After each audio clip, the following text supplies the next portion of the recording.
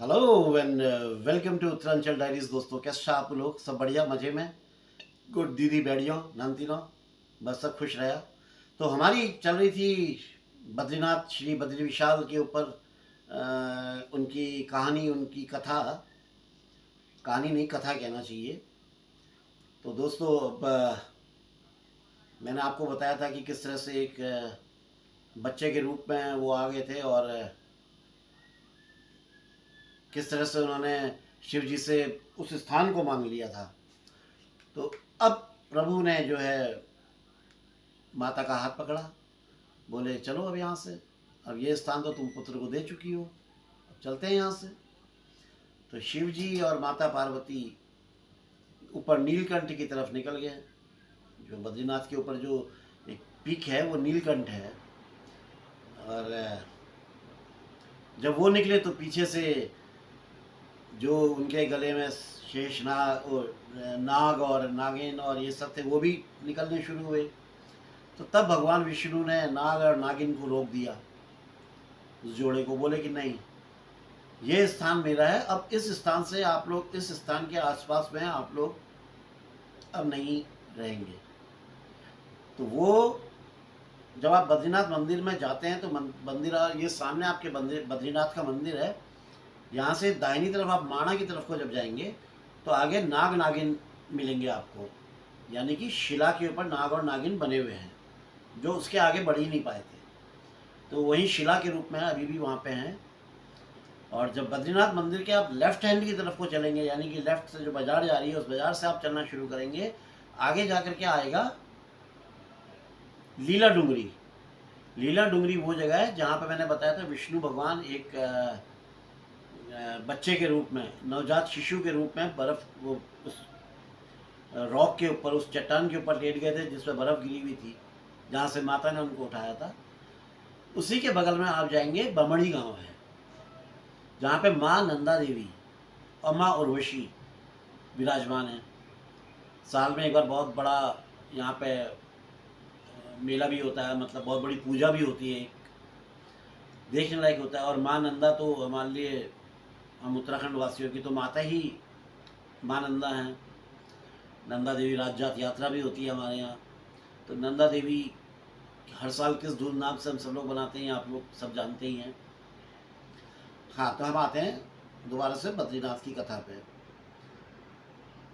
अब जो है सहस कवच, उस असुर को तो वरदान मिला था कि सैकड़ों वर्ष तक जो तप करेगा वही उसे मार सकेगा।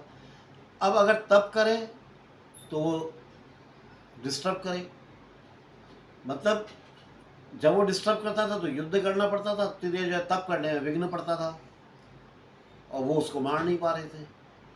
बड़ी समस्या हो रही थी, बहुत समस्या हो रही थी भगवान के लिए, क्या करूं क्या करूं। तब उन्होंने दो रूप लिए, तब उन्होंने अपने दो रूप लिए और उनकी जांघा से जो उर्वशी निकली, माँ उर्वशी, उनका मंदिर ही बमड़ी गांव में है। तो वो दो रूप हुए, नर और नारायण। नारायण के रूप में द्वापर में श्री कृष्ण नारायण थे और अर्जुन जो है नर के रूप में दोबारा आए थे। तो उस टाइम जो है नर और नारायण के रूप में प्रकट हुए। और जब नर तप करते थे तो उतनी देर नारायण युद्ध करते थे, और जब नारायण तप करने बैठते थे तो उतनी देर नर युद्ध करते थे। इस तरह से सैकड़ों वर्ष तक युद्ध चल रहा था और उसके जो कवच थे एक एक करके काटे जा रहे थे। लंबा टाइम, सैकड़ों सालों का समय। इधर माँ लक्ष्मी जो क्षीर सागर में थी वो परेशान। अब मैं आपको बताने जा रहा हूँ कि अभी मैंने आपको कथा बताई कि बद्रीनाथ में विष्णु भगवान क्यों आए। सहस्र कवच को मारने के लिए तप करना था, लोक कल्याण के लिए, देवताओं के आह्वान पे उन्होंने वहाँ पे तप करना शुरू किया था। अब मैं बताने जा रहा हूँ बद्रीनाथ की क्या है कहानी, बद्रीनाथ कैसे है। तो दोस्तों इधर युद्ध चल रहा है और उधर माता लक्ष्मी परेशान कि भाई मेरे हस्बैंड, मेरे पति हैं कहाँ आखिर। इतना समय हो गया है, अभी तक लौटे नहीं, कहाँ है? वो चिंतित हुई और उन्होंने जब ध्यान लगाया तो देखा कि अरे मेरे पति तो उस बर्फ़ में बैठे हुए हैं, उनके ऊपर बर्फ़ गिर रही है और लेकिन वो तो ध्यान लगा के बैठे हुए हैं, तप चल रहा है और युद्ध चल रहा है। तो उन्होंने अपने पति व्रत का, उनके दिमाग में यही आया कि मुझे अपने पति व्रत का पालन करना चाहिए। कैसे करूं, क्या करूं? बहुत परेशान, बहुत सोचा। तो जिससे कि उनकी उपस्थिति से भगवान को भी उनके जो ध्यान है उस पर, उनका जो तप चल रहा है, ध्यान चल रहा है, उस पर कोई रुकावट ना आए।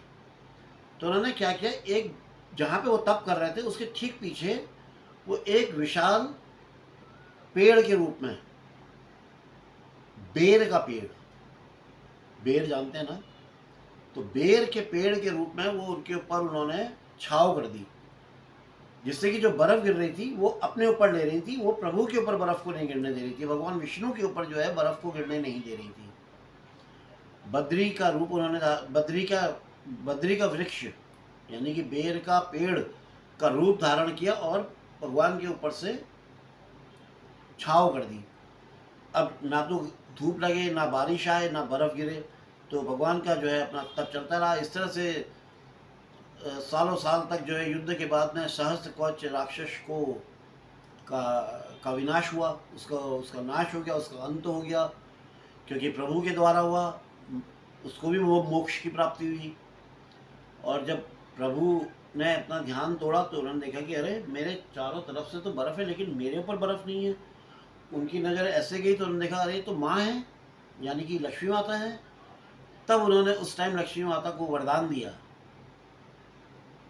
उन्होंने बोला कि तुमने जिस तरह से ये बद्री के वृक्ष के रूप में बन के मेरे ऊपर छाँव करी है, मेरी रक्षा करी है, मेरे नाम से पहले हमेशा तुम्हारा नाम लिया जाएगा।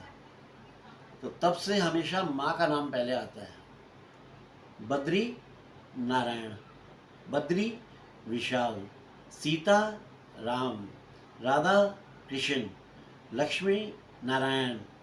देखते ना, तब से माँ का नाम हमेशा प्रभु से पहले लिया जाता है। ये बद्रीनाथ की कथा, मतलब ये इस बद्री पेड़ के नाथ जो बने, जो हैं, उन्हीं के नाम से बद्रीनाथ नाम पड़ा, या बद्री विशाल कह लीजिए। तो दोस्तों ये 1333 या 331 मीटर की हाइट पे है समुद्र तल से।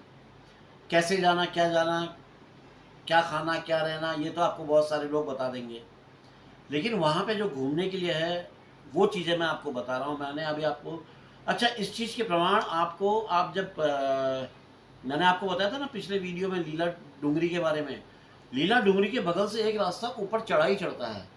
करीब आप 1 किलोमीटर चढ़ाई ऊपर चल के फिर आधा किलोमीटर थोड़ा समतल, थोड़ा हल्की चढ़ाई, समतल सा है, वहाँ पे जाएंगे तो वहाँ पे आपको श्री नारायण के और ये सहस्त्रकवच के पद चिन्ह भी दिखाई पड़ते हैं, जो वहाँ पे चट्टानों में उनके पाँव के निशान हैं, जो युद्ध के दौरान बने थे। वहाँ पे भी जरूर जाना चाहिए, दर्शन करने चाहिए। लोग जाते हैं, जो भी भक्तगण जाते हैं वो जाते अपना बद्रीनाथ के दर्शन किए, तब तक कुंड में नहाया, अगर या किसी ने तर्पण करना है तो तर्पण करा लिया अपना, अपना उस पर नीचे घाट जो है ब्रह्म कपाल पे, ये भूल गया यार अभी एकदम से नाम जगह का, जहाँ पे वो होता है।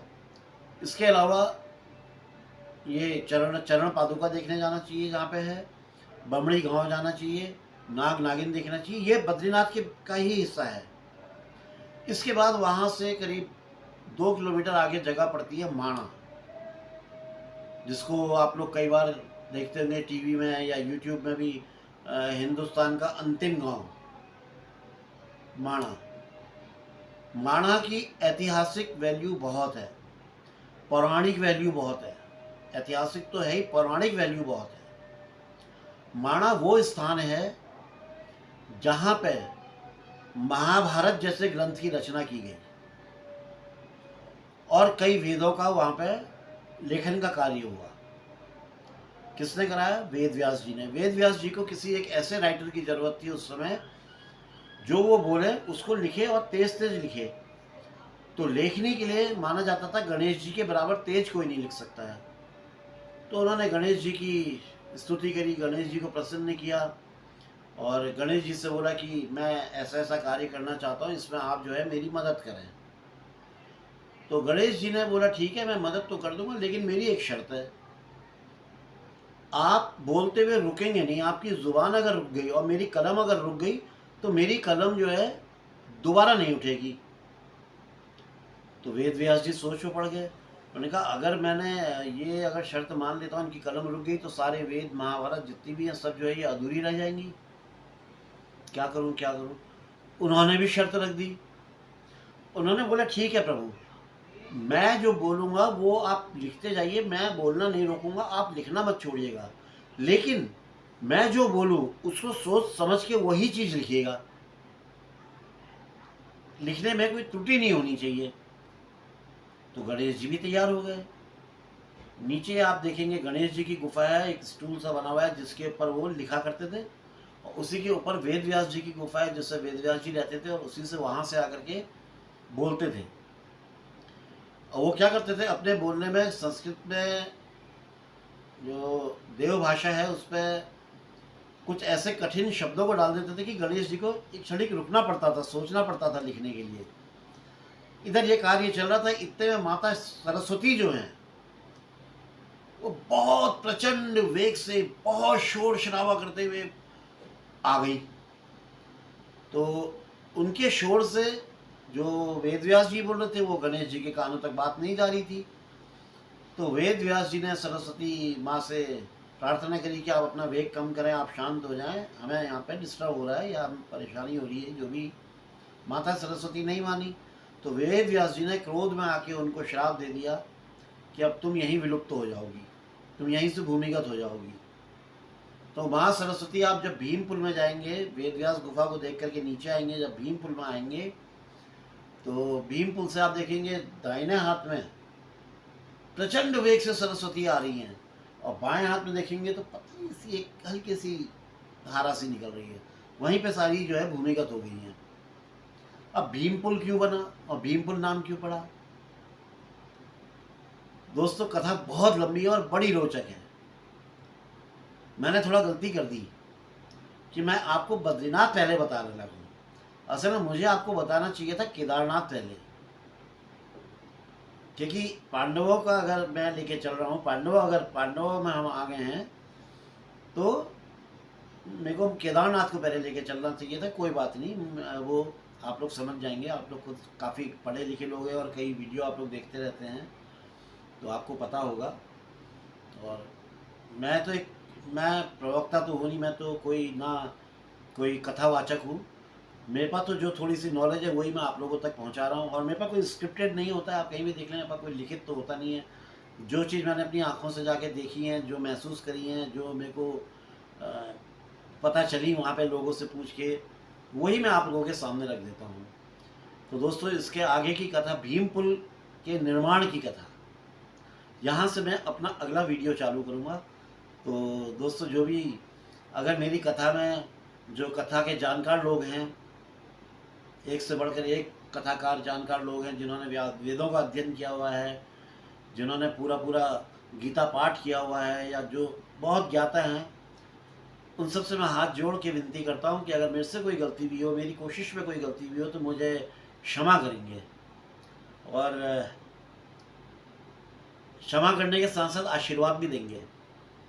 आशीर्वाद ज़्यादा ज़रूरी है। दोस्तों जिस तरह से आपने मेरे सभी वीडियो को आप लोग लाइक कर रहे हैं, पसंद कर रहे हैं, उसी तरह से उम्मीद करता हूँ आप मेरे इस वीडियो को भी पसंद करेंगे।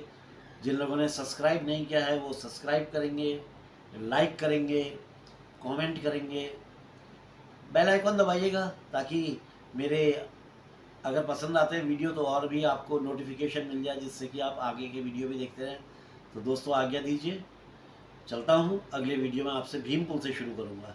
जय बद्री विशाल, जय भारत माँ, जय उत्तराखंड। ये खराब हो गया ना। कभी चल जा रहा है, कभी बंद हो जा रहा है, समझ में नहीं आ रहा है।